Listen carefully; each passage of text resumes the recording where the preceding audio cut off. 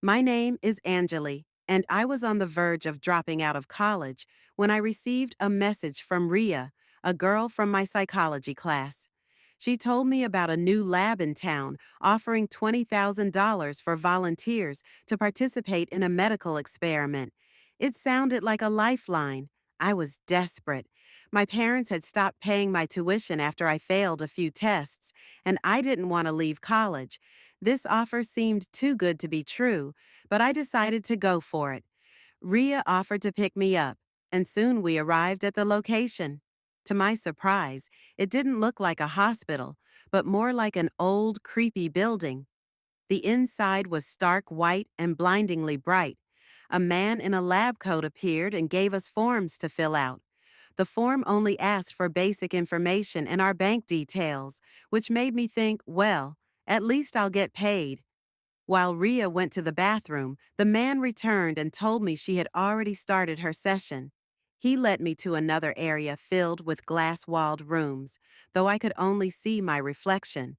I thought I heard Ria's voice sounding distressed, but the man dismissed it, blaming it on a new lab technician's injury.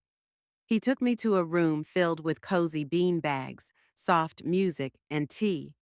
I began to relax. When I asked about the experiment, he explained that they were working on storing memories to later help people with Alzheimer's. He claimed the younger the participant, the better. I followed him to a room with machines and wires. He attached electrodes to my head, explaining that the process would record my memories. I assumed I'd answer simple questions, but it was more intense than I expected. His first question was, "What's the saddest thing that's ever happened to you?" I found myself describing my sister Amy's death in a car crash. It was painful to relive, but I answered. Then he asked me about my happiest moment, which I said was the day my boyfriend, Rahul, asked me to be his girlfriend. As the questions went on, my head began to hurt. My thoughts felt foggy. At some point, I must have blacked out because I woke up on a beanbag.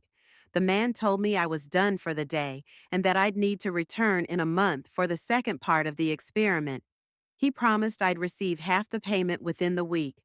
Feeling disoriented, I left. I tried calling Ria, but she didn't answer. Her car was gone too. As I walked home, my headache worsened. I barely made it to my bed and passed out. The next day, I woke up to missed calls from Ria. Later, at college, I saw her laughing with Rahul. I felt a surge of jealousy, but what really bothered me was how she brushed off my questions. She claimed she'd left the lab early because she felt unwell, but things got weirder. While chatting, Ria suddenly started crying, saying she missed her sister. Her sister? I thought. Ria didn't have a sister. But before I could ask, my phone buzzed. It was a text from my mom asking me to bring flowers for Amy's grave. I stood frozen. Amy? I didn't know anyone named Amy. At home, my mom seemed frustrated with me. She scolded me for not bringing the flowers for Amy. I told her I didn't know anyone named Amy. She looked at me like I'd gone mad. She said, "Amy was your sister. How could you forget?" I felt like my mind was cracking. My head throbbed, and I struggled to understand what was happening. I called Ria, and to my shock, she said she was sitting at Amy's grave. I rushed over to find her there, crying. But it wasn't her sister. It was mine. The name on the grave was Amy, my surname. My head spun. I suddenly remembered my sister Amy, our childhood memories, the crash, everything. Ria looked at me, confused.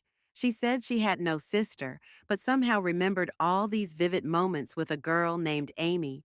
Then it hit me, the experiment. They had somehow transferred my memories of Amy into Ria's head.